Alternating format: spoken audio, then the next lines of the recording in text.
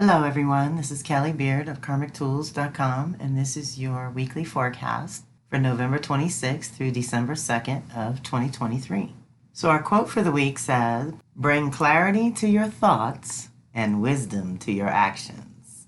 This week is all about Mercury and the moon. Our thoughts and our feelings basically are kicking and moving and changing directions and doing all kinds of fun stuff. So we're processing on multiple levels too. Our bookends are Neptune and Saturn. So either way, we're talking about boundaries, mental boundaries. Think about the input-output. As we get deeper into the upcoming Mercury retrograde, it hasn't kicked in yet, but this week it shifts into Capricorn and prepares to retrograde. So again, there's a process going on here. Starting with Monday, which is a big day, that's our full moon day, Mercury's going to square Neptune. This is a mixed blessing energy. On one hand, it's good for spiritual study and giving your dreams a little energy if your schedule permits. On the other hand, it makes for major miscommunications between people. Try to think before speaking, because if it's possible to misunderstand or to not get it altogether, it will happen this week. Be careful not to let the longing for your dreams to come true distort your judgment and mislead you into believing the illusion. With this energy, some people will deliberately deceive, and others have to be careful not to be misled. Stick to the facts or stay quiet for now. You may even be inclined to withhold information to avoid a confrontation. Don't do it. Communicate with yourself, your higher self, and God or Spirit today. Otherwise, plan to be very clear in explaining yourself to others, especially the humans, so there are no misunderstandings. Deep breath. So when I talk about withholding information to avoid a confrontation, some of my core crew has heard this before. There was an incident with one of my family members where they were like, well, you said, and you said, and you said. I was like, I didn't say none of that because I didn't agree with you then, and I don't agree with you now. But I didn't say anything because it was just pick a fight, and what's the point of that? I was trying to avoid a confrontation, and it circled back and bit me in the booty. Because if you don't disagree, then people assume you agree, and that's a problem too. So you have to know when to speak up and be clear, and Mercury squaring Neptune is not very clear. It's a lot of confusion, and it's a lot of violations of the boundaries that's going on right now, the invasion of our privacy, the invasion of our space. And in this case, we're talking Sag to Pisces, so it's all about what you believe to be true or possible, okay? So if you live in doom and gloom and fear and dread and phobias about every little thing, it's going to be challenging right now. It's going to be really hard. But if you can raise your vibration and connect with your higher self, like I said, communicate with yourself, your higher self or spirit today, okay? If you can raise up, then Neptune can help you access these other realms for yourself. But it's like communicating with other folks or dealing with the world is probably a little tricky this week. So let's be careful, especially with the Gemini full moon the same day. That means people are going to be really sensitive to words and ideas that they don't agree with. You're going to know right away. That's for sure. So Sag time always launches the research and development process of the year during November and December. This is when you reflect on the last year of your life and determine what it all really means. Basically, what story are you telling with the year you just came through? And what story do you want to tell in the upcoming year? Now is the time to marinate your ideas with imagination and meditate on the possibilities. So this lunation, which does bring up the processing time, and this is a perfect time to remind you all the various aspects of processing that we do. Remember my thing about the seasons. Winter, spring, summer, fall is choices and decisions. But in order to make those choices, you need to do your processing the month before. If you do good processing, let's say this month during Sag, then the choices and commitments that you make in Capricorn for the new year will work out a lot better. And when you move into Aquarius to anchor or release whatever's blocking what needs to happen for the new year, right? That's what's going to happen there. We're going to, after we make those choices, then either certain things got to go or certain things got to get set up properly to support you. So starting with the full moon on Monday, Gemini full moon helps you process the facts and information revealed. This is good for reviewing options, opportunities, and other ways to decide on the best way for you personally. The full moon always illuminates an area in need of attention. Sometimes with Gemini, it is simply making up your mind, making a decision, or getting congruent instead of being scattered and pulled in too many directions. So deep breath. I would also add here that any Gemini moon is about a reset so that you can think with your feelings in a more clear way that becomes inner wisdom that guides you, which you can trust and count on to be true for you at least. Okay, deep breath. The idea is to get the head and heart alignment going with that, to shine the light on your ideas, Gemini, in the Gemini house, which would be your areas of life, where things have run their course since June. 6 months ago, you planted some seeds with the Gemini new moon. Now here we are 6 months later. What's going on with those ideas, thoughts, and concepts that were popping at that time? Now we look to stabilizing them, improving, evolving, going to the next level with them. Then we're going to move to the Virgo last quarter moon, December 4th, which helps you sort, sift, release, and integrate what is real for you personally and what is real for your body and daily reality that you have to navigate on a regular basis in real time. We're still processing. However, it is not the idea of what's happening in your life at this time, but more like how much your physical body and nervous system, etc., can actually handle, process, or sustain in a 24-hour period. Okay, deep breath. So we start out with mental processing, and a week later, the moon prompts us to do some physical check-ins that are all preparing us to get to the Sag new moon, which is super juicy on 12/12. You know I love those alignments. This is my favorite new moon of the year because this is when we get to dream up our new story. This new moon helps you intuit deeper meaning and develop a story and belief system that you personally can live with more integrity going forward. This is when we plant the seeds of living a more authentic, vital, and honest life. It is also the time when I give everyone permission to dream big, stretch beyond your normal limitations, and expand the vision for your life. And of course, we'll talk about all these going as they happen.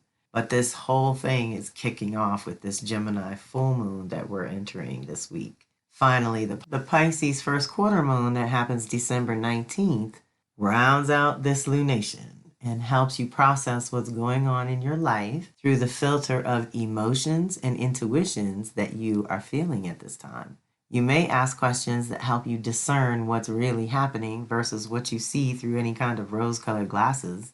First quarter brings the first step on our new moon intentions. So in this case, you should follow your intuition because Spirit's communication is always more subtle than literal. So I also recommend prayer, reverence in nature, intentional solitude to hear your angels, orishas, and ancestors who are wanting to speak to and through you at this time. Also, it's time to add some imagination to the vision, flesh out that story, and make it your own. Ultimately, this year's Gemini full moon that happens this Monday supports a major data dump. We are releasing old thinking, old ideas, old paradigms, old thought patterns, and most of all, old ways of communicating and expressing on multiple levels. It is a delicious opportunity to change your thinking in a fundamental way, which will shift the path you are on. As you release debilitating mental patterns with this full moon, you also let go and trust that you are creating a cleaner space for a more efficient aspect of your being to emerge and express. If it doesn't serve some kind of actual function, it has to go, which clears space for something more useful and relevant to support you in real time. This lunation supports changing our individual conceptions and perceptions in radical ways. So, what are you conceiving or perceiving at this time? It is an incredible time to be awake, alive, and participating consciously. So let that full moon light up your consciousness and see what's run its course. What you've outgrown, you don't believe that anymore. That's not really true anymore, if it ever was. And it's time to move on to this next level. The next Venus circle's coming up this week on Thursday, November 30th. It's Scorpio, so it's good and relevant to those with strong Taurus, Scorpio, or Leo, Aquarius energy. We're doing the release work at the solar plexus, moving through the victim archetype and kinds of mothers, which basically translates to different kinds of nurturing that we were exposed to and then thus shaped how we do our own nurturing. And the solar plexus is where we hide all those childhood wounds and things too, so it is a good one to do a clearing in. And of course, Scorpio goes to the soul level, so if you're feeling it, join us there. $25 is part of the subscription that gets you the replay and the tools. 8 o'clock Eastern, 5 p.m. Pacific. That was Thursday. Friday, the 1st of December. Here we go. Last month of the year, y'all. Tick-tock. Mercury enters Capricorn until December 23rd, which by then it'll be retrograde and it'll be re-entering Sag. Now that we have expanded and explored the possibilities in Sagittarius, and which of them have any chi or life force energy in them, we can now choose which ones to embody, express, and create containers for going forward. This is the time of year when we review all that we've accomplished with an eye toward what we can build on in the upcoming new year.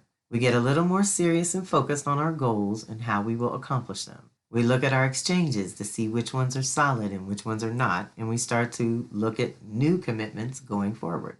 Mercury in Capricorn is going to ask us to get practical about the fundamentals, which is home and work, and the self versus other balance, which means it is time to check in with your choices and commitments and the state of mind you were in when you made them. It is going to ask you to check in with the structure and viability of your ideas, thoughts, and concepts, and then it's going to go retrograde on 12/12, which is our new moon, so that's so interesting. We'll be planting seeds and still tipping back for a review, because this retrograde is asking us to review and revise our thinking where our choices and commitments are concerned, so we can go forward with renewed faith and an expanded vision that can be activated in the new year. And that is when we can confidently step into the new narrative, rooted in more personal integrity and creative longevity. I like that. Deep breath. I'm having the live event, which is a free community event, though donations are welcome and appreciated. We ask for $22 donation for these things, and we're very grateful to those who are able. December 7th is a Thursday when we'll get together to discuss 2024 and all 3 Mercury retrogrades. I'll sort of touch in on all, do a little divinations for each one, and we can all get a little overview that we can refer to 3 times throughout the year. It'll be great. This is the kickoff. Then I have the dates to remember listed here, and you'll be reminded of these along the way as well. But Mercury entered Sag on November 10th. Now it's entering Capricorn this week, December 1st. Going to retrograde at 8 Capricorn on 12/12, December 12th. As it's still backwards, traveling retrograde, it'll re-enter Sagittarius on December 23rd, right before Christmas, and go direct New Year's Day, January 1st at 22 Sag. So it's going backwards in Capricorn and forward in Sag. That means we got to do some corrections on both ends, but really the clearing and releasing in Capricorn is so that the Sag can work better. Then, as it's finally direct, it'll go back to Capricorn January 13th, and it doesn't enter Aquarius until February 5th. So we're looking at November to February, 3 solid months of Mercury in a process in this zone of your chart. So for those of you that live on the cusp of Sag Capricorn, you're going to feel this, and you're more than welcome to join us for that event when we go over all the details. Then Saturday, our closing activation is Mercury sextiling Saturn. So you remember when I opened, we have the challenge with Neptune, which is boundaries and perceptions and dimensions, what we're picking up from other people. It's a little bit of an overwhelm to our system in a lot of ways. This is an opportunity. This energy is really good for being able to objectively see what needs to be changed, fixed, or stabilized in your life or environment. So check it out. If the week starts with confusion, it ends with clarity, which I love. The quote for the week, which is why I chose it for this. One expression of this energy is a tendency toward depression or apathy, but a better expression would be facing what needs to be done and following through on anything that you have already begun.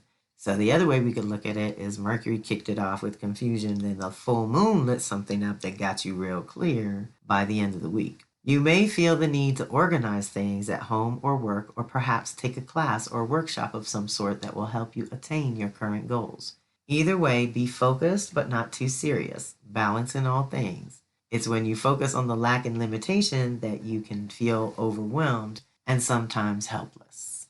That's not the point of this energy. It's just time to take any rose-colored glasses off, do some serious thinking, tend to the details, take stock, assess the value of your ideas, and make changes accordingly. But you know, some people don't like the details, and this is tedious to them, but sometimes it's the details that hold it all together. And as a heads up, I will attempt to have a link in here ready for Owl Medicine.